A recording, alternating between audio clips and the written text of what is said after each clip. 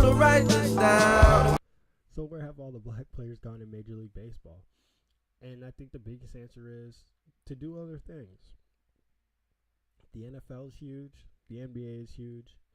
Soccer's growing exponentially, unexplainably fast in America. And not only that, but all these other sports that we have here are going global, and baseball included. And I think that could be one of the reasons why we do see less black players in the major leagues these days. And not only do we see less, but I don't think that we're looking at what we're seeing more of, which is obviously Asian-born players and Latin-born players. So with that descent, I think you also see an increase in other areas. And now, where are the black players going? Is it because Japanese players are better than black players? Or, I don't know. Is it because Latin players are better than black players? I don't know. I can't, you can't say that for sure. But I will say that I went and took a look at the all 1990s baseball team, and 5 out of the 20 guys listed are black players. And then if you go to the all 2000s decade team, 4 out of 25 players listed on the team are black players. For the 1990s team, we have Albert Bell, Barry Bonds, Ken Griffey Jr., Tony Gwynn, and Frank Thomas. 25% of the players African American on the top 20 all decade team for the 90s. For the 2000s, they had 25 players on the list. 4 happened to be black players. Prince Fielder, Barry Bonds, Derek Jeter, and Ryan Howard. And now Derek Jeter, obviously, he's mixed, black dad, white mom, but regardless, black player. You have 4 out of that's 16% of the top players in the league are for the all-decade team, 16%. So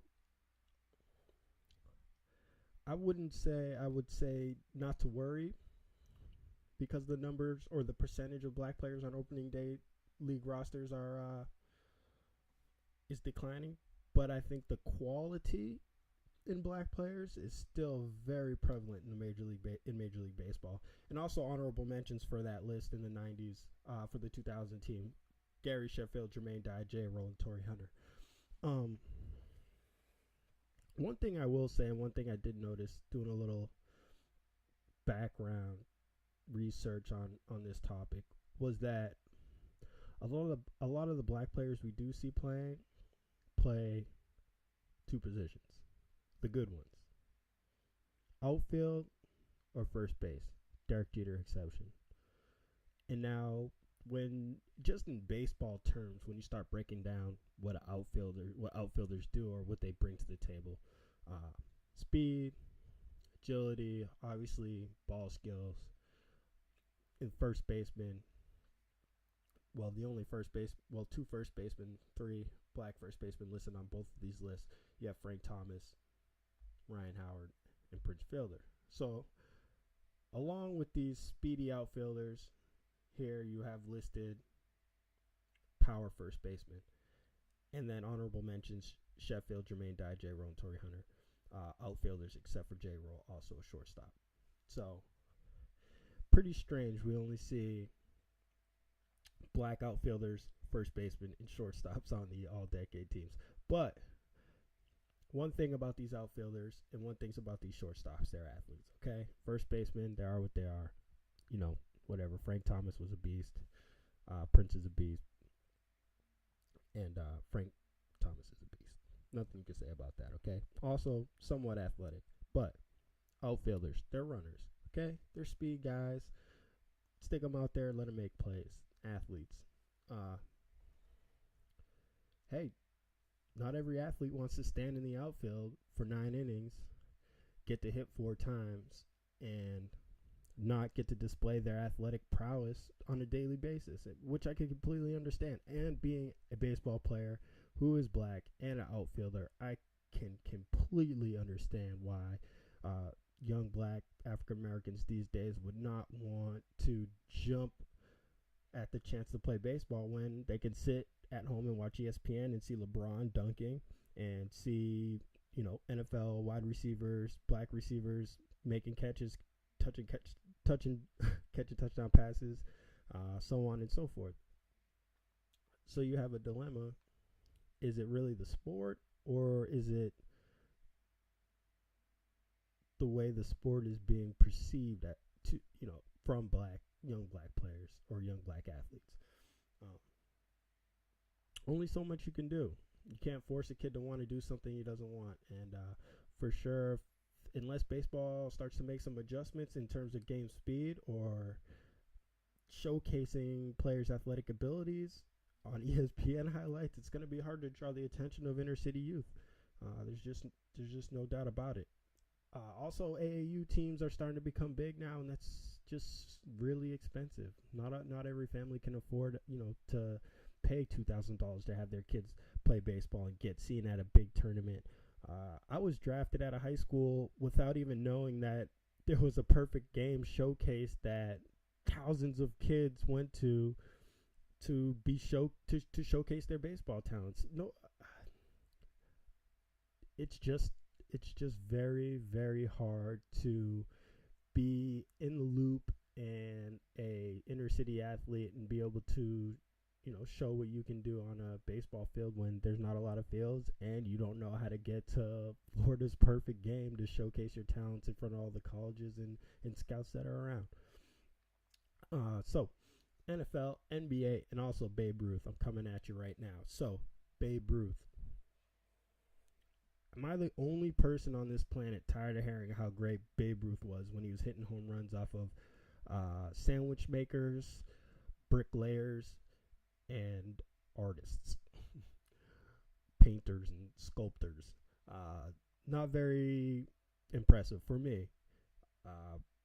And I think the way baseball idolizes some of these old timers, including Babe Ruth, really hurts its present day value with younger folk.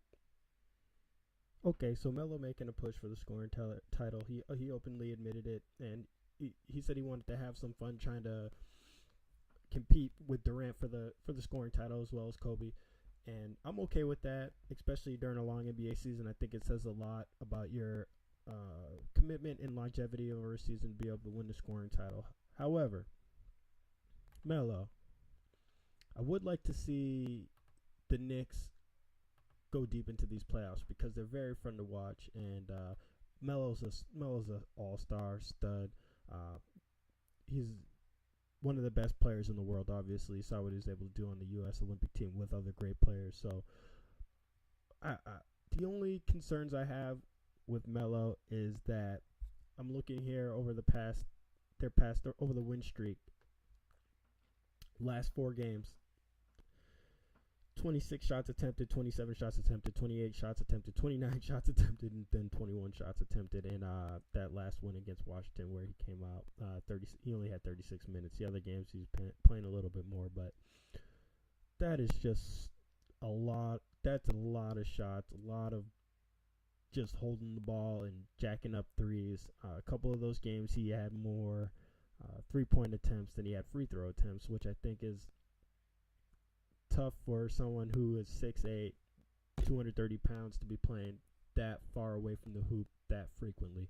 One thing that you've seen this year with LeBron is him getting his game closer to the hoop, and you saw his shooting percentage go up and also his shots selection go down because when LeBron's closer to the hoop, that opens things up more for the outside shots. And I think if Melo would also play closer to the basket a little bit more like LeBron, they have so many three-point shooters that I feel like it would just open up the Knicks game completely if Melo could just mix in a little bit more of that inside game with his outside game. Watching them play, obviously, is fun to watch play. Scoring, he could walk up the court and jack up a three anytime he wants. But I want to see Melo complete his game. And one thing I'm talking about is that over the course of the season, Melo has had 7 games where he's had 0 assists and 28 games where he's had 0 steals. And just in comparison, Kobe Bryant's had 2 games where he's had 0 assists and 20 games where he had 0 steals. And even more in comparison to King James has had 0 games this season where he's had 0 assists. And he's had 11 games this year where he's had 0 steals. Playing a and making your team better, I think, will get your team further. Melo has shown a consistency in not being concerned in getting his teammates involved in the game. And then not only that, but letting them pick up his defensive slack on the other side of the court. LeBron, Melo's efficiency plus 22.98. Kobe's efficiency plus 24.29. And then LeBron's efficiency plus 32.26. Clearly, LeBron is exerting more on both ends of the court. And when you exert more and you're a leader, it gives everybody else on your team no choice but to exert more as playing their role in part with their leader. So I'm just saying, if your star is playing weak D, the guy next to him is probably going to be playing weak D. I would love to see the Knicks go deep into the playoffs. They have a good and their first round matchup could be against Boston, which would be awesome. Melo, diversify your bonds, all right? Diversify your basketball bonds. That means defense, rebounding, offense. Let's make it happen. Congratulations to Coach Cardi on the birth of his new son, Timothy Craig Cardi, and the Roadrunners and Coach Beekman on their 29-2 start. See you next time.